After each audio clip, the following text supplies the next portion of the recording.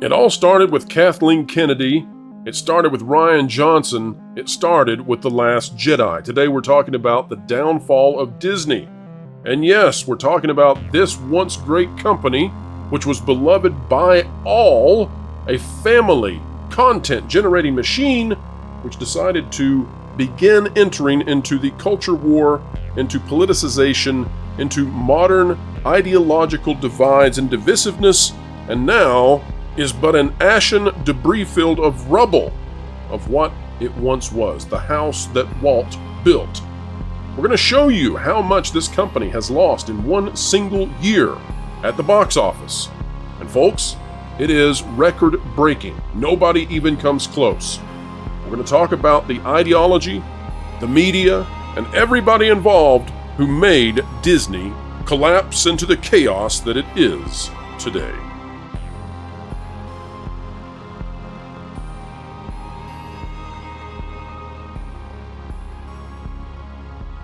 Hello folks, and welcome back to the WDW Pro channel, where we are explaining entertainment, keeping you ahead of the culture curve. We do so with a wonderful duo of guests today. We have Lauren Connor of That Part Place and Valiant Renegade of the Valiant Renegade YouTube channel joining us today. Gentlemen, welcome back. Good to be here. There we go. Well, this has been the worst year for any distributor in the history of cinema for the Walt Disney Company. Nobody has ever come close. The thesis that I have on this is that this all began with The Last Jedi, and that there was sort of a partnership that occurred here, and it's a partnership of utter failure. The partnership that occurred was back with The Last Jedi in 2017. The reaction was extremely negative. But Disney had much riding on it. So they didn't want to concede that it was a failure because they had the park expansions going. Kathleen Kennedy's career was on the line. They had more Star Wars movies that needed to come out and be successful. And so their decision was, in my estimation, do not acknowledge that it's a failure. Come out and say that it's Russian bots or trolls. Come out and say that it's a conspiracy online, that it's a loud, tiny minority of fringe weirdos who hate Star Wars. Do not admit that this is unpopular. And then we watched that play out, and we saw that that did not go well for them. But it metastasized. It went into Marvel. And so the media that was complicit in this, that's where the partnership comes from. The media also said the same thing. So the media was complicit in parodying what Disney was saying. And so they said there was Star Wars fatigue. Well, once that had run its course to the point there's no Star Wars movies anymore, then it went to Marvel. And Marvel followed Star Wars, and they did the same thing. They feminized a previously masculine brand, and now there's superhero fatigue. Okay, so then it metastasizes into the animation side of Disney, and Disney starts doing the same thing with their animation, and they even have their animated studios out there protesting legislation in various states, and so now nobody's going to watch that. So now it is animation fatigue. Families don't want to go to see animation anymore. They want to wait and watch it on streaming, except for if it's Mario or if it's Minions. But shut up, don't bring that up. I want to show you guys this graph really quick. This is showing what the year has been like for Disney, and this was done by our wonderful co-anchor of the That Part Place YouTube channel, Vash Sky, and this is what he's showing. Valiant, you have covered this in detail, the actual budgets. Vash is using the budgets that Disney reported, which are not the actual budgets, but he's doing his best to be as kind as possible.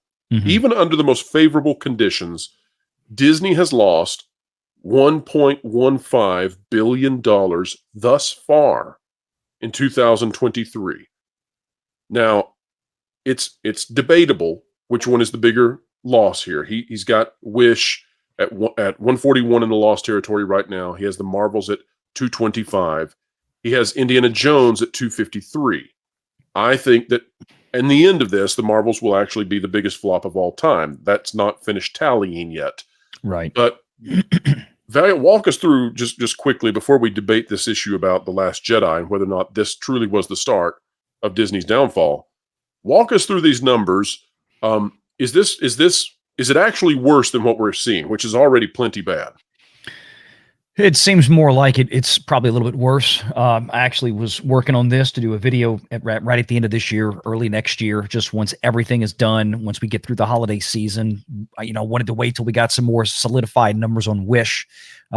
Sometimes these Thanksgiving movies tend to surprise. They will leg out through Christmas more than we expect. We've seen it before. It could easily happen again. We just don't know yet. That being said, Disney spends a lot of money on these things and they lose a ton. And Disney's, even their own internal documents, or should I say the recently filed annual report, some of the verbiage they use in there gives you a glimpse into what their sense of thinking is with these kind of things. And it's a lot of boilerplate language, excuse making, but what you're looking at here is probably relatively accurate, but we'll have more accurate numbers here in the next couple of weeks.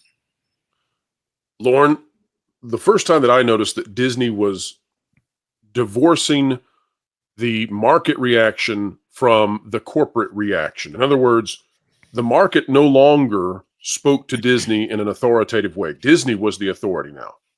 Disney did not make material for the market. Disney made material, and if the market liked it, great. But Disney was more interested in making material that suited itself, the people involved in it. And we should definitely remind everyone of Reimagine Tomorrow. That's been a huge part of what has driven Disney down.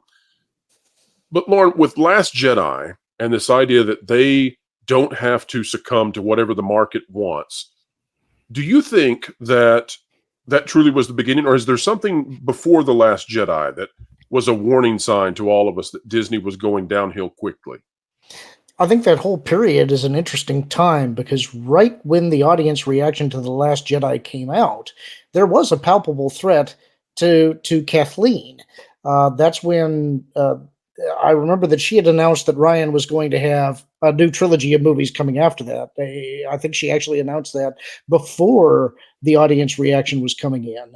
And then after people started complaining about it, suddenly they were announcing that, well, we're going to bring in Benioff and Weiss from the Game of Thrones movies, and we're also going to have Kevin Feige working on some project. That wasn't announced by Kathleen. That was announced by Disney, and the feeling was that the ground was becoming a little bit unsteady underneath her.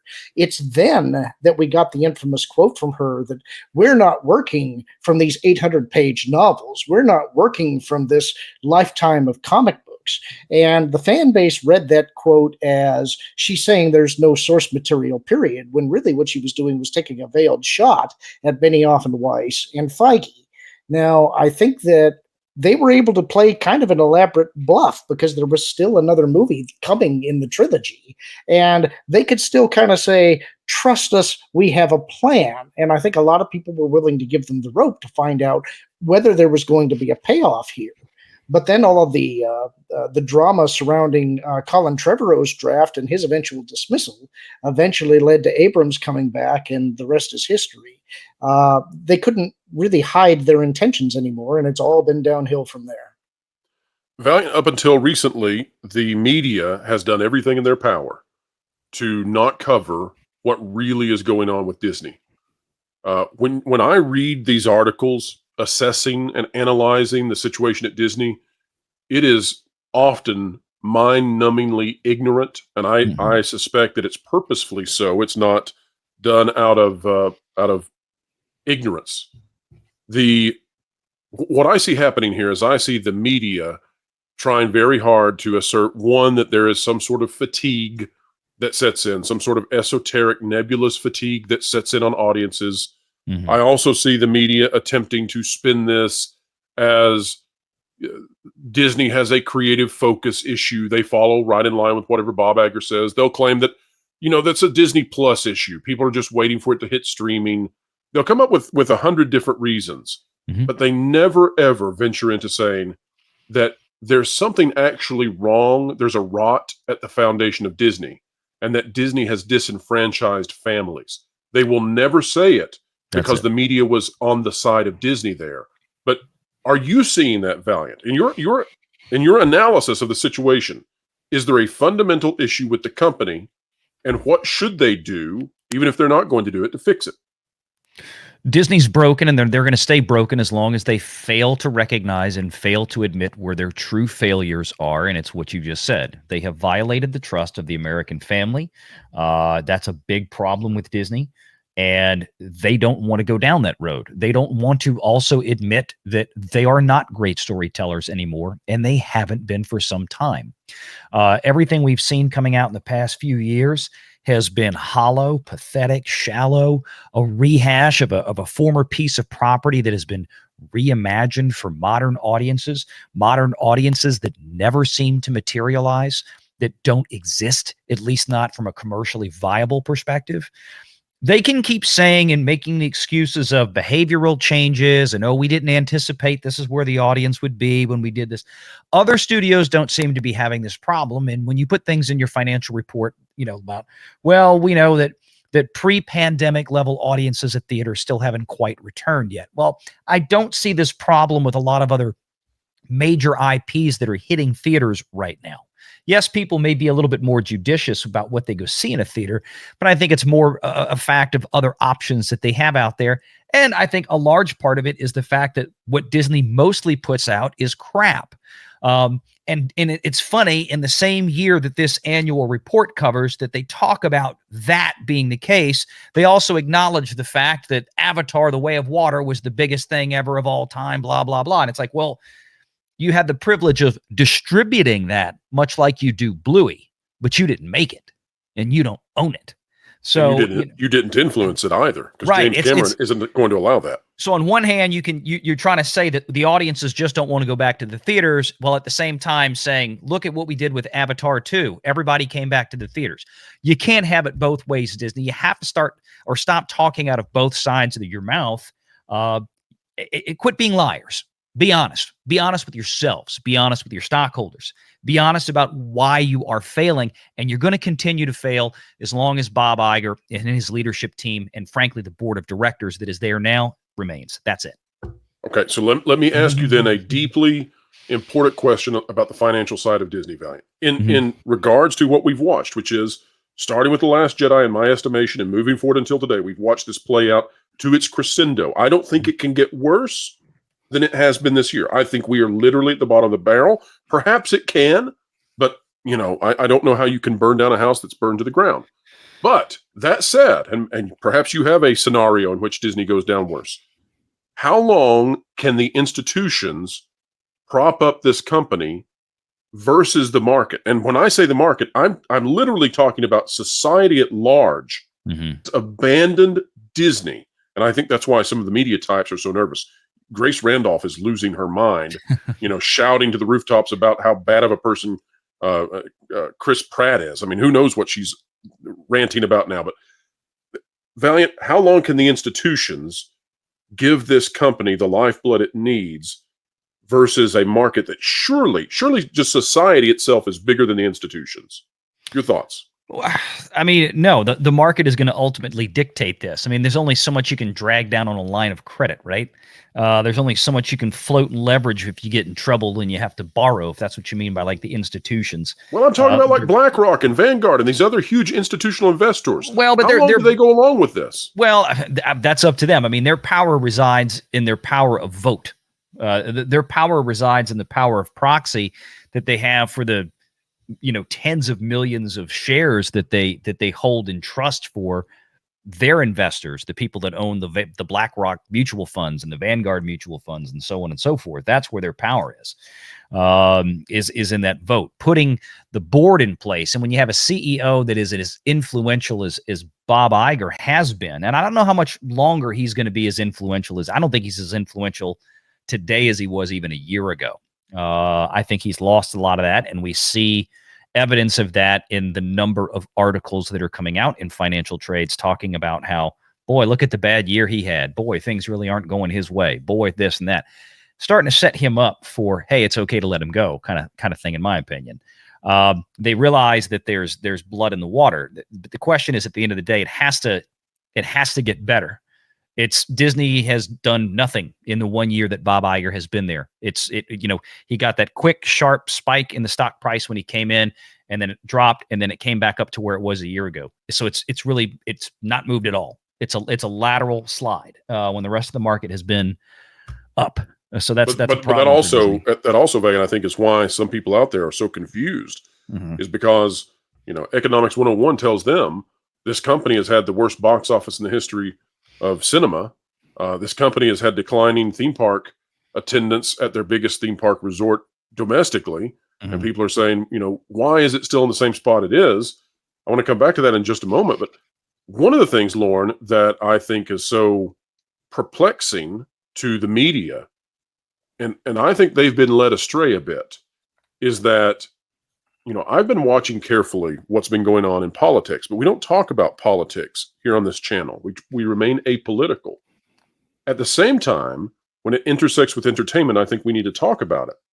And in that regard, carefully, I want to discuss that I think one of the things that has happened is that the representation politically across the country may not be reflective of where the broad spectrum of society is. In other words, it seems to me that the reaction to Disney's positions does not match up with what they would probably anticipate to see based on the way that the representatives of the United States are displayed in Congress. There's been a very strong reaction, and it cannot just be conservatives. It's got to be the moderates as well. We're talking about this movie Wish. This movie Wish came out with the original projections being up to $90 million for its full first week. And then it was down to $75 million. And it's looking now like this thing is going to be easily below $40 million. It's struggling to get $30 million. So you're talking about being cut 2/3. So I'm here to tell you, there's got to be this soft backlash, this soft boycott going on in society. Lauren, what do you make of the idea that these companies kind of got bamboozled by the way politics are displayed publicly right now versus what people are actually thinking privately? Do you think there's something to that? I think there's two ways you can look at it. One is that, sure, the movies are made in Hollywood. They're in a bubble. And so the people that they are surrounding themselves with who are creatively involved are probably going to be thinking along similar lines and then believe that their beliefs are representative of the nation as a whole.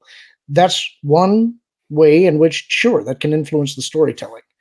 I'm not sure if we can tell yet for sure whether or not this is a rejection of the message that Disney and some of these other studios are projecting. Some of it is probably that, but I'm also keenly aware that most people in the audience, they don't really pay attention to what studios produce what. They don't know who directors, producers, writers, or any of those people are. They don't really care about that stuff.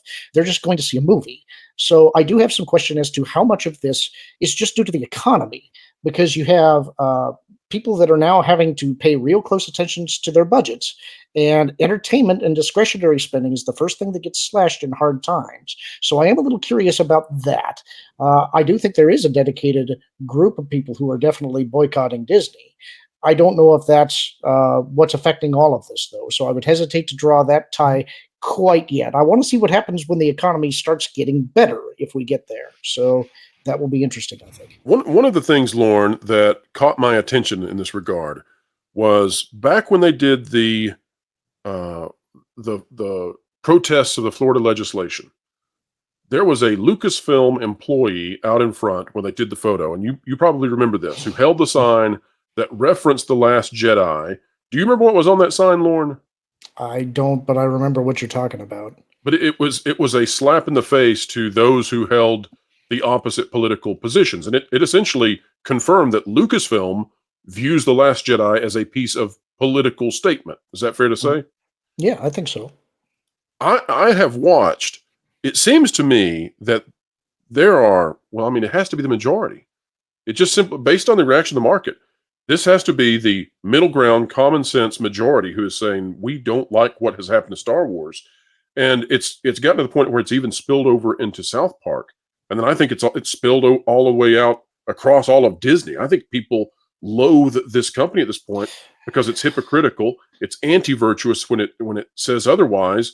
And at the same time, too, you've got a situation where this company has taken its founding principles and just inverted them.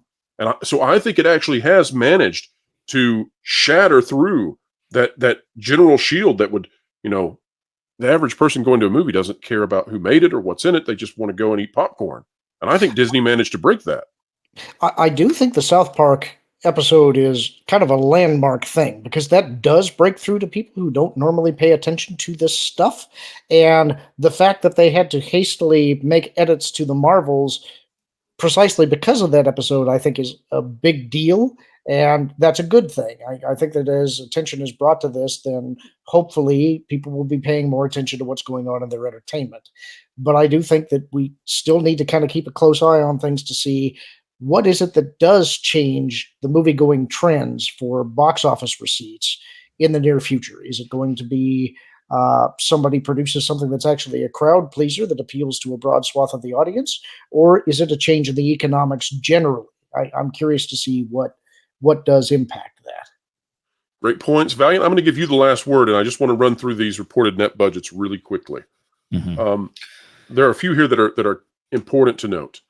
Indiana Jones: The Dial of Destiny, reported by Disney as $300,000. We know that was what, 332 million? Up to the point that we know, of course, there'll be some film tax credits that'll bring that back, so that the net budget for Indiana Jones probably will still be in that $300 million range once you factor in the tax credits. I think that's pretty close. But the Marvels, I think, is going to be the same case. The Marvels is going to, even with the tax credits, is probably going to float out to around 300. I think the total spends on those two movies are probably 360 to 375, but they get a good chunk of that back. Now, one of the things that I really appreciate about this chart, and so credit goes to Vash for doing this, Valiant, we watch the media, which again has been complicit, I think, in encouraging and championing what Disney has done, which has been just abject failure. But they often forget to include the cost of marketing and advertising. Mm-hmm. And here we've got the estimations for those. I would suggest these are actually fairly low, except for Haunted Mansion. But I would say that, like for either the Marvels or Wish has to be low, because Disney had to put that money somewhere, and they have those set up in their budgets going into the year. So I would suggest these are low. I think The Little Mermaid also probably had a higher marketing spend than this. But Valiant, they've got 3 movies coming out next year. This is where they're winding down, going into a very down year next year. 3 major ones, yeah, I think. Well, they've got it's so bad, and we'll cover this tomorrow. They're hoping that Fox will save them. That's how bad Disney is right now. That's what I was going to say. I mean, according to Disney's forward-looking statements from the annual report, they're actually suggesting somewhere closer to 8 next year. But again, 3 from Disney proper and 5 from Fox 24. Yeah. Exactly. Yeah. So how long can this go? That's my question. How long can you burn through more than $1 billion in losses at the box office? And Disney has already admitted this disseminates all throughout the system. So this is how they drive their merchandise. This is how they drive their video games. This is how they drive their parks. Right. If this continues to be this kind of failure, how long can this foreseeably go? Nothing on the screen right now drove merchandise. Nothing. Or games. Or theme parks. Nothing. Or anything. Nothing. People who were going to buy Guardians of the Galaxy stuff, they did that years ago. People who were buying Little Mermaid stuff were buying like actual Ariel, not new live action Ariel version Ariel. And I really appreciate, by the way, Valiant, that this shows that Little Mermaid lost $100 million because it's never cited in the mainstream press because they're terrified to do so. Oh, they lost money. Never, no question. Yeah. It's never cited though that it was a failure, but it's a failure. It is, and Disney doesn't make any money after it leaves the theater. That's the problem, and we'll talk about that tomorrow or today, I guess, as you're watching this on the live show, Sunday at 6. But yeah, I mean, look, 2024 is going to be another blessing for Disney because they get to go back and they get to say, well, we really didn't have that much to put out this year thanks to the writers and actor strike. So don't hold us responsible. They're going to get to defray scrutiny again, I think, for another year, to be honest with you, because what they are going to put out, they'll probably have a decent enough hit with Deadpool 3, provided it's not awful. And then what? But they don't get Deadpool 3 until the end of July. End of July. I know. Well, the narrative of 2023 is going to be stuck to Disney proper for a very long time. Oh yeah. Well, the problem is everything Disney makes is a tent pole with a tent pole budget.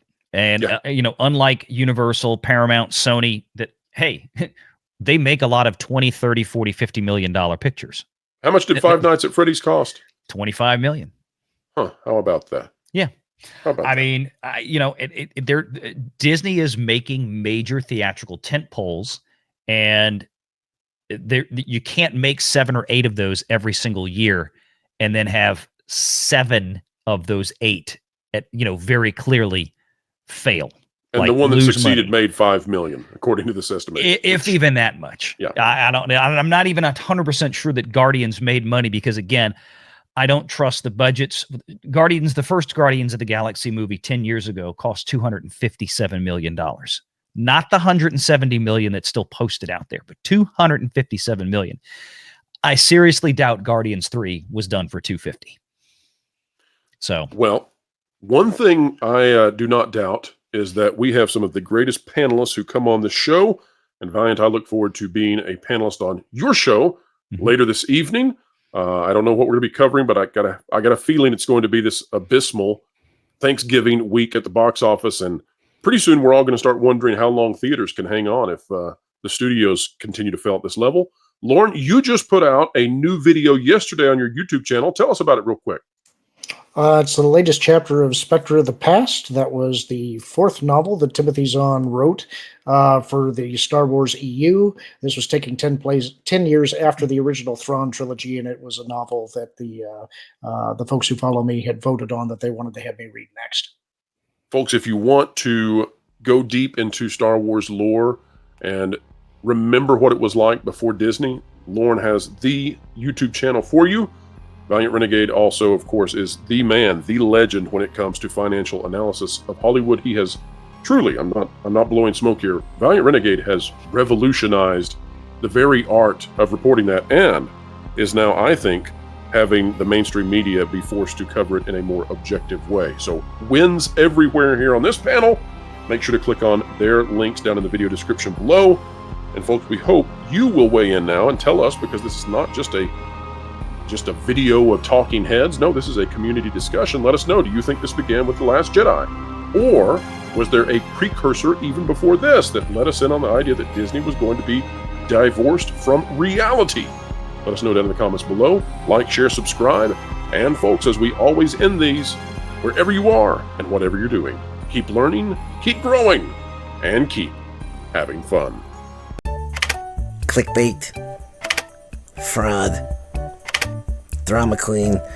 Ugh, I wish there was a channel that was 5 to 6 minute news reads without the drama, frauds, and clickbait that could accurately let me know the current news, providing my crucial context utilizing all the different That Park Place contributors and creators. Well, stupid. There is. It's the That Park Place YouTube channel, which will be going live real soon, so make sure you're subscribed so you can really stick it to the algorithms. You're joking. Nope.